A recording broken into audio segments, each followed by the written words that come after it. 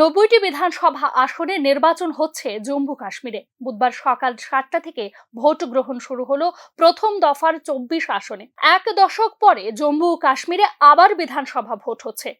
370 ধারা বাতিলের ফলে বিশেষ মর্যাদা খোয়ানোর পাশাপাশি রাজ্যের তকমাও হারিয়েছে জম্মু ও কাশ্মীর। ফলে এই বিগত 10 বছরে অনেক কিছু পাল্টে গিয়েছে উপত্যকার রাজনীতিতে। ভোট গ্রহণ পর্বে সকলকে যোগ দেবার আহ্বান জানালেন প্রধানমন্ত্রী নরেন্দ্র মোদী। এক টুইট বার্তায় তিনি লেখেন, জম্মু ও কাশ্মীরের বিধানসভা নির্বাচনের প্রথম দফায় নির্বাচনী এলাকার সকলকে বিপুল সংখ্যক ভোট দিতে এবং গণতন্ত্রকে শক্তিশালী করার আহ্বান জানাচ্ছি। নির্বাচন কমিশনের দেওয়া তথ্য অনুযায়ী সকাল 11টা পর্যন্ত 26.72% ভোট পড়ল জম্মু কাশ্মীরে। নির্বাচনের কারণে কড়া নিরাপত্তা চাদরে মুড়ে ফেলা হয়েছে উপত্যকা।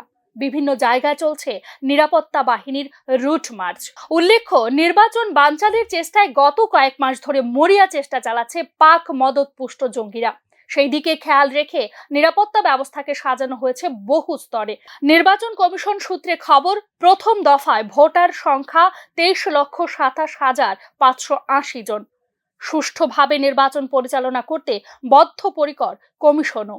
প্রথম দফায় 219 জন প্রার্থী প্রতিদ্বন্দ্বিতা করছেন। উল্লেখযোগ্য প্রার্থীদের মধ্যে রয়েছেন কুলমাগের সিপিআইএম প্রার্থী মোহাম্মদ ইউসুফ, ডুরেতে কংগ্রেস প্রার্থীর করেছেন গোলাম আহমেদ মীরকে।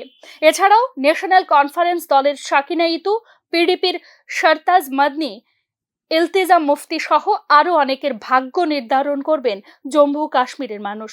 25 সেপ্টেম্বর দ্বিতীয় দফায় 26 আসনে এবং 1 সেপ্টেম্বর তৃতীয় দফা শেষ দফায় 40 আসনে ভোট গ্রহণ হবে জম্মু ও কাশ্মীরে। গণনা আগামী 8 অক্টোবর।